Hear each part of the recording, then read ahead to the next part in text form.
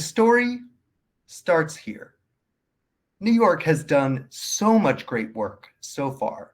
You are doing amazing work, but we're still behind many other states in offering foundational computer science courses in high schools, a national measure of progress that we all track. On average, 53% of US high schools offer any computer science class, while in New York, just 48% of high schools offer CS classes. Let's dive a little deeper into that 48% to understand it a little better. New York has disparities in where computer science courses are accessible to students. Suburban students are much more likely to have access to computer science courses. There are also disparities in who has access to CS. Economically disadvantaged students in New York are less likely to have access to a foundational computer science course in their high schools. New York also has disparities in access based on race and ethnicity. Take a moment to notice the differences on the chart between overall student demographics in dark blue and the percentage of students who participate in foundational computer science courses. Students who identify as Black or African American, Hispanic or Latina, or Native American have overall less access to computer science courses. We firmly believe that all New York students deserve an equitable, inclusive, and perhaps most of all, joyful K-12 computer science education. We hope that you share in that belief. We hope that you're inspired by the mission. You know better than anyone else, New York's children are worth the effort that we'll put in together to get CS for all students. The students matter the most in our computer science journey. We want students to have joyful, rigorous computer science experiences that celebrate their identities, prepare them to live in today's world, and help them become interested in all careers, because every career involves technology, now and especially in the future. Every New Yorker will benefit from our shared commitment to providing a quality foundational knowledge of computer science. We have come a long way so far. New York passed a bill in 2015 to make CS count as a math or science credit toward high school graduation. In 2018, the state created a CS certification area. Since then, 12 university preparation programs have been approved. In 2019, we standardized what computer science looks like in New York with the K-12 CS and digital fluency standards. We passed $30 million in state money for K-8 teacher training. And we're excited to hear later today from our new CS supervisor at the New York State Education Department, who was just appointed this year. All this progress means that computer science is a real subject area for all students in New York. I wanted to remind you of a few important dates in that transition timeline. New York's K-12 computer science and digital fluency standards are expected to be implemented for all students by September 2024. You can check this timeline and find more information on the state's website. September 2024 keeps on popping up as a really important date, and it's just about a year away. Teachers who instruct courses designated on the state's website need to start getting certified through one of our approved CS teacher preparation programs, many of whom have booths in the expo. And eligible teachers need to apply for their statement of continued eligibility by, can you guess the date? Anyone? September 2024, although we suggest you get started with that process right now. Please pay close attention to all the details and reach out for support and questions if anything is unclear about your eligibility or if you actually need to be CS certified to teach your courses.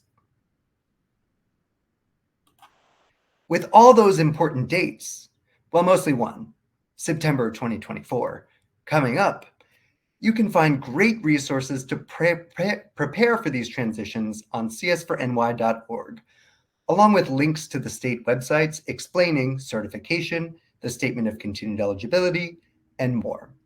You'll also learn a lot during this summit. Changing an entire education ecosystem is hard work, and there are a lot of details, but there are so many advocates to help you along the way. Finally, transitioning New York to adopt computer science for all students means that we need to stay in touch and build community as we learn how to do this together. Join your local Computer Science Teachers Association and make sure you join your local chapters in the Capital District, Long Island, Lower Hudson Valley, Mid Hudson Valley, New York City, North Country, Staten Island, and Western New York. You can even join multiple chapters. I joined all of them. Go to csteachers.org/join. It's free to join for a basic membership. You are an incredibly important part of our CS education community. We can't wait to learn more with you during the rest of the summit today and tomorrow, and in the lead up to September 2024.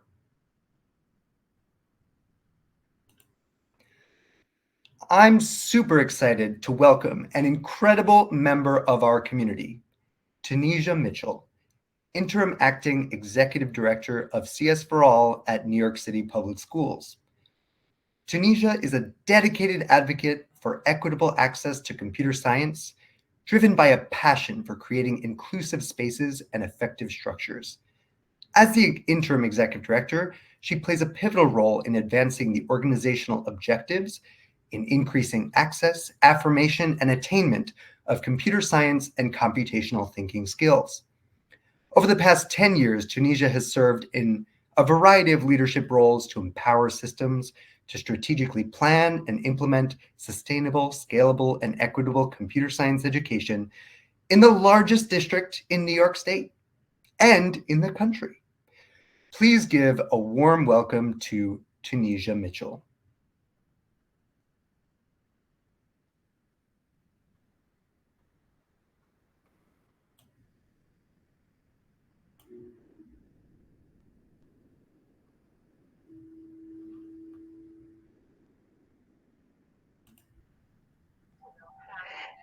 Thank you so much for that warm introduction, Tom. Can everyone hear me? Yes, we can. Okay, perfect. Thank you so much, everyone. I'm so glad that all of you are here for this amazing state summit. Honestly, this is one of the favorite events that I go to in the year because not only do we have an opportunity to learn about practices with computer science education, but we are surrounded by allies from all different walks of life and different experiences, which honestly is part of the work that is needed in order to usher this out for our students. So I just want to say just a huge quick thank you again for that. I'm going to play a mixture of sharing my screen and not sharing my screen. Let's see how this goes. Um, I think sometimes in our work, it's helpful to know the people who is talking about the work. And Tom, before you disappear, I might need you to share my screen so I can be able to do this with fidelity. Can you You just, open the share menu I'm with you. Yep. at the bottom Okay. and then share your screen. Thank you. Thank you. Oh, Thank you. no worries. Alrighty. So I think I am, what? There we go. We can see your screen. Yes. Beautiful. We did it. Thank you, Tom. Thank you, everyone. So yes, I'm happy to be here. I'm currently serving as the interim acting executive director for CS for All. But I think besides the titles and all the pieces when we're talking about this work, I really want to center it into our students. And I think the best way to do that is just to humanize our experience and who we are and what we bring to the table. And so in thinking about part of me, um, I am an educator. that is in my heart and in my blood. I have been doing this ever since I can talk. Things that I know I would like to share off. But along with being an educator, I'm a computer scientist. I a programmer. I am a former data nut. I don't have enough time to do some of the pieces I used to do at NASA, but we used to utilize data to make informed decisions and share across schools on how to actualize data from scientists within NASA into real life uh, processes and to solve problems within students' communities. So that essence is near and dear to my heart. I am a daughter. I'm a cat fosterer, anthropologist. So if that is a new term, someone who tries to learn about different cultures and utilize data to help understand the world around them and the people around them. I'm a huge foodie and a huge dreamer. I share these things about myself because I think when we think about computer science, the first thing a teacher or admin says to me is, what tech do I need? And what programs do I need to do? And what is this? And the first thing I reply to them is, how are you? Who are you? What would you like to do?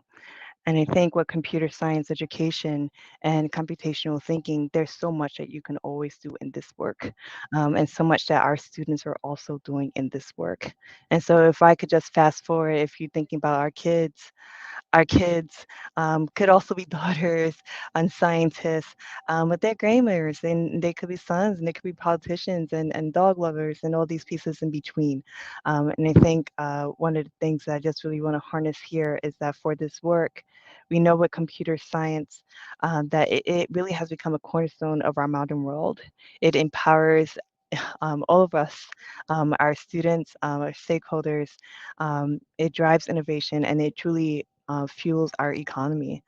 So, thinking about these pieces, we know that there are disparities in access to computer science education, and it's honestly through this work that we need to break through that digital divide and rise to that challenge to make sure that one, we're really thinking about how we are increasing the equity and access for computer science education.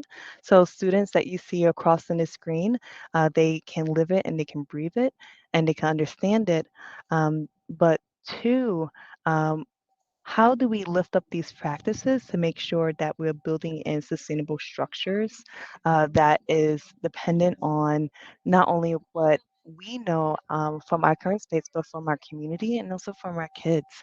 And so, in thinking about this work, I promised I was going to do a mixture of slides and not slides, but I kind of want to share just a quick story um, on something that happened with one of our students. And this is back in 2005. I know I have team members who are here who probably have not heard this. But when I was in education back in 2005, um, there was no computer science education throughout the different schools that I was servicing. And I had this student named Dione. And Dione um, was in, this is elementary school, was in a summer school session to make sure that he can increase his understanding of ELA and math. And if he did not pass certain examinations during that summer school, he was going to get left back and possibly get left back now for a second time, which was something that as a school, when we were working together, we definitely wanted to make sure not to do. And this was tough for me. This was my first role in this school as an educator working with Dione. And Dione, I will say, was disinterested. Disinterested in some of the pieces that we're sharing in class, disinterested in understanding why we have certain practices in school, and disinterested in trying to figure out how what he was learning in the classroom actually connects to real world practices. And when I was with him throughout those days, I talked with the lead teacher, and it wasn't about his disinterest. It was really about us missing how we can make connections for him, right? And understanding how to tap into his student experience and what was culturally relevant for him as an individual that he could tap into to make him interested in the math, to make him interested in the ELA, to help him see those cross connections. And I would say, being part of a computer scientist, I had to go into my toolkit and I was bringing in different concepts and practices that we were utilizing in a former space into this classroom space with Dione. Um, and Dione came to life. Dione was like, okay, I'm going to abstract this so we can understand this, right? And then he was like, well, if we can decompose this, maybe we can do one, two, three. And the power, the power of language and the power of being able to tap into the student's experience. I would say took that student who was very disinterested, was late every time, came to class, uh, and changed that student to actually leading with me and the other lead teacher in that classroom, breaking down into song, into algorithmic practices, how we should do certain functions in math, how we can understand basic reasoning in ELA, to support how to learn and move forward in this work. And I share that humbly, knowing that Dione is no longer in school and is doing well. um, but how can we make those cross connections for our students? How can we make sure that our students see themselves in this work? How can we affirm our students? It's not enough anymore to provide that access. It's not enough anymore for us to share guidances with schools. We have to help our educators and our students see themselves and believe in themselves in this work. That job is not just for that student, that job is for all of us. And in thinking about this work, it honestly is part of the cornerstone of what we're trying to do with our chancellor in the New York City Public Schools. And so just sharing this, thinking about some of that work with Chancellor Banks, uh, he's very big on what it means to do bold starts and bright futures, meaning what are the ways that we can create a head start for our students so they are equipped with the foundational skills and practices that they need and enforced with a strong plan that will enable them to not only understand the world around them, but be an actual player in that world around them. And so, in thinking about this work with our chancellor, these are pieces that we hold near and dear to our hearts, but also near and dear to the work that we do to CS for All. See, I promised I was going to bring it back, going back to CS for All, and going into today with CS for All. Thinking about those students who are Dione, whether they see themselves in this work or do not see themselves in this work, we want to make sure that we're providing these opportunities that allow all of our students in each grade band, so K to 2, 3 to 5, 6 to 8, 9 to 12, an opportunity to learn about computer science, but also to acquire skills in computer science that they can harness while they're here with us, but past their K to 12 experience. And so, in thinking about this work, we want to make sure that we are thinking about the ties and how we build this in with fidelity, but how do we really push forward as a network, which I think this summit is all about. You're going to have an opportunity throughout this summit to hear from diverse stakeholders, some that have a data background, some who have an education background, some that have been here in industry, all with the same shared purpose of what it means to actualize this work for our students, ensuring that they have the access and that they are the change makers in this work to be able to move forward in this work. And so, in thinking about us, I think I'm going to pause for a second. We started this work to ensure that all of our students have access. But back in the day, um, that wasn't necessarily the case for all of our students.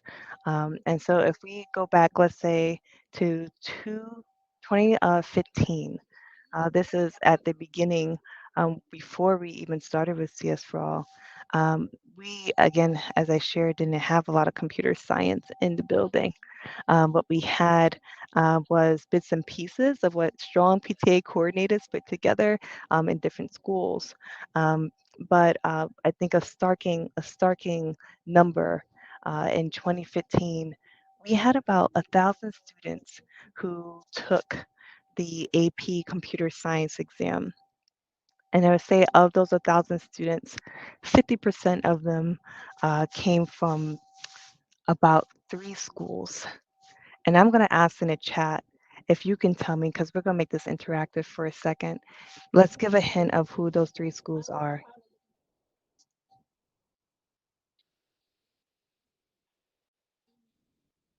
So in back in the day, 2015, only 1,000 students. Who are the 3 schools? Tom, that's not fair. Of course, you probably know.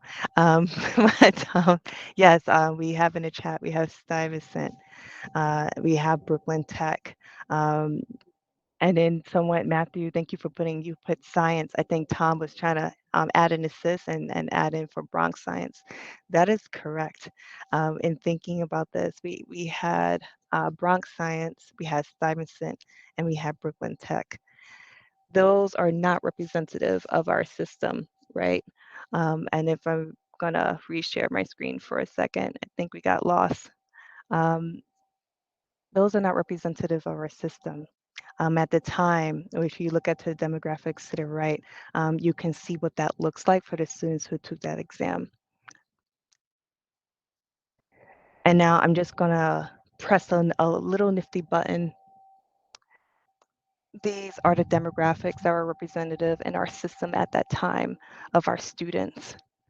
And if you're just looking at this data, you can see that there's some stark disproportionality here that's represented in this space, right? We have double the percentage of white or Asian students.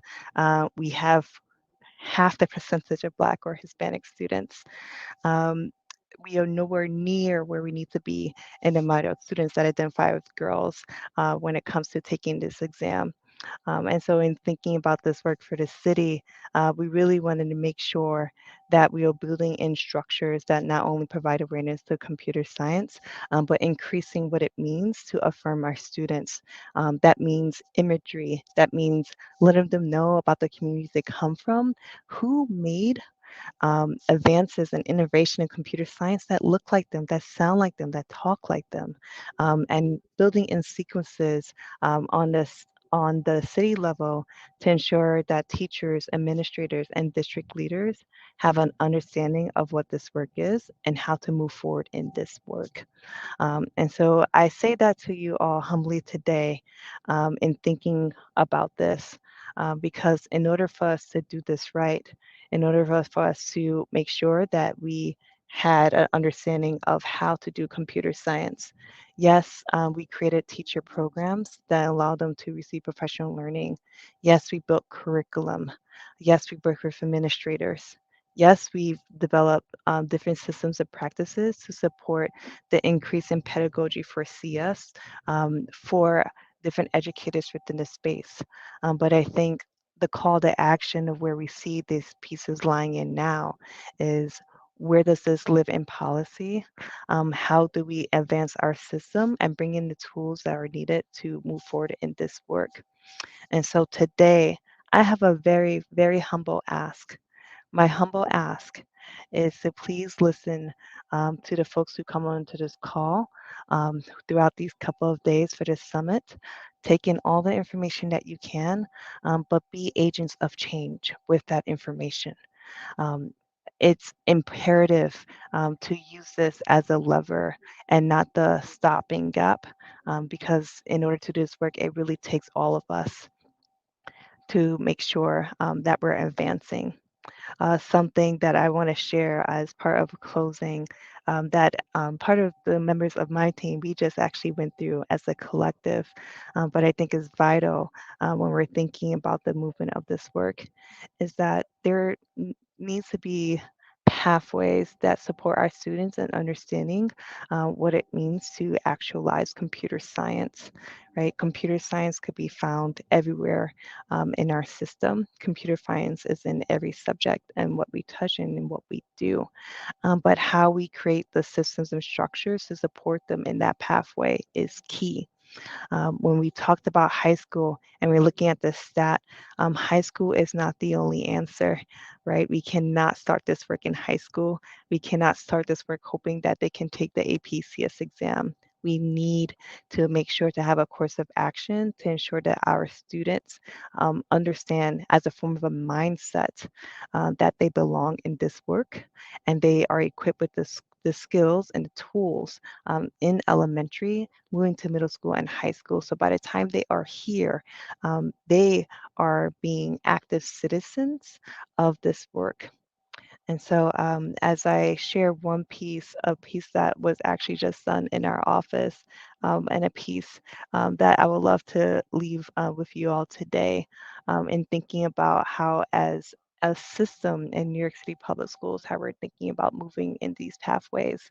I want again to do that call to action for all of us of how we can move collectively as a New York State, and what are those pathways and networks we need to make with each other to advance this work. And so as I go through, bear with me with this one. But as I shared before, I'm part of the CS4All initiative, which is housed within the Office of Student Pathways. And when we think about pathways, we really think about how do we make sure that we take from point A to point B the pieces that we need in a school to make sure that students are equipped with the skills to be able to navigate the world around them, understand how to be active players in this digital world, and hopefully lead into that dream job of what they would like to do. And now, when we think about dream jobs, normally as a system, we do a straight path and we say, hey, we are going to make sure all of our students have access, let's say, to an APCS exam. And that is going to help them with their college requirement.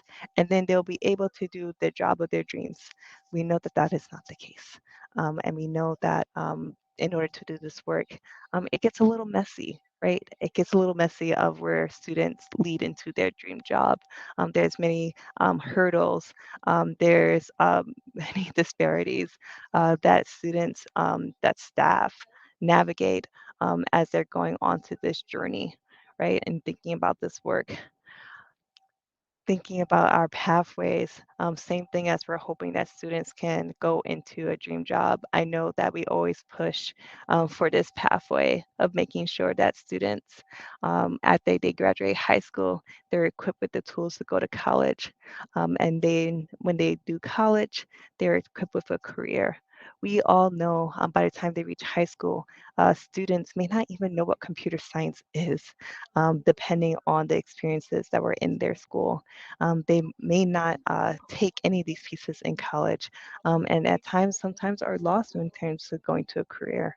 And this straight path does not work for all of our students because we have a diverse makeup body of who is representative of our students, right? And so, in thinking about these pathways, it's not really college and career or college and then career. It's really about thinking about how can we provide multitude of pathways to support our students in navigating both to college and career, and how are we helping them envision themselves in this work and preparing our system with enough tools to help them see what that looks like for this work. And so one piece that I would say again, in order to us to do this right, we need to change that mindset. And we need to make sure that when we're thinking about high school to college and career, that we're really thinking about what are the sequences and the policies and structures we're putting into place starting at elementary. What do we need to do for our students so in their cognitive brains they understand computer science concepts and practices, but they're able to explore the world around them? What are the tools that they need to have in middle school as they're starting to self-identify who they are as individuals, to understand what paths they want to take in high school and post high school. So, with all that to say, in our world, in the Office of Student Pathways, we continue to think about what does this mean? What does it take to support our students in actualizing this? What does it take for our schools to actualize this? What does it take for our districts to actualize this? And the same thing of what it takes for New York City, honestly, it takes for New York State, right? We need to make sure that all of our students, no matter where they are in this trajectory, can be equipped with a head start, meaning that we do not start in high school, but we start in elementary, equipped with a strong plan and understanding how the world enacts around them, so we can stop the digital divide and increase the attainability of this work by just exposing and providing intentional pathways for students with computer science. But again, that last piece right there and really honing in for those real skills, thinking about the diverse skills that are across in our system. And so, as I leave you all with this, I just want to say that for this work, as you're in the summit, I'm going to ask all of you to make sure that you are networking with each other.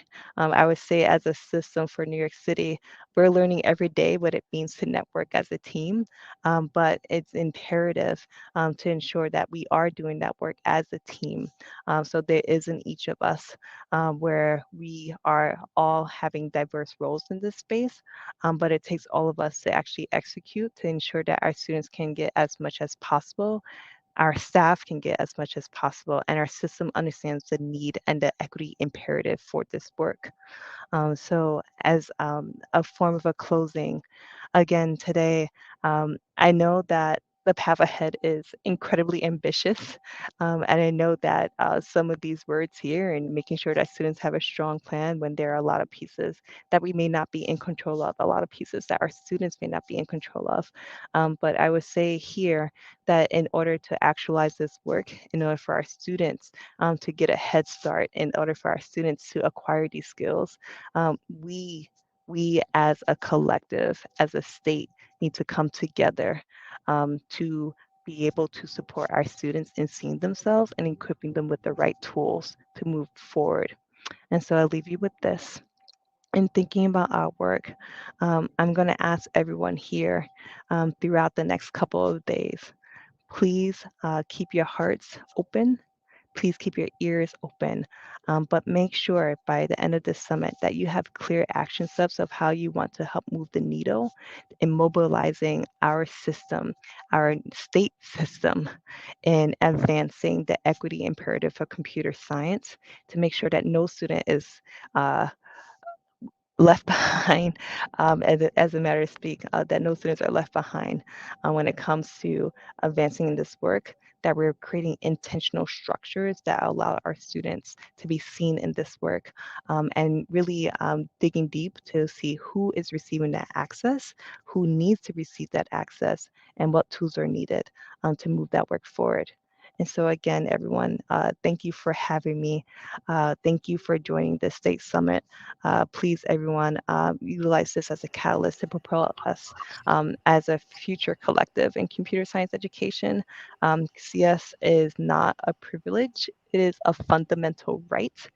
We need to equip our students with the skills they need for New York so we can continue to advance as a city and as a state. So with that, thank you everybody for joining. I'm going to patch it on through back to Tom, who's going to kick us off for more pieces together. Oh no, and I'm also seeing in the chat back in the day with the Knowledge House. Oh man, uh, thank you so much for saying that. Yes, I am a humble um, humbly glad that you lift up the Knowledge House, another game changer in this space. There's so many game changers in computer science education, and it honestly, again, takes a collective to do this so we can support our students and our system. Thanks everyone for having me, and Tom, I'll patch it back to you. Thank you so much, Tunisia, for giving that inspiring welcome and helping us to focus on the students. We're excited to see you continue the amazing work that you're doing in New York City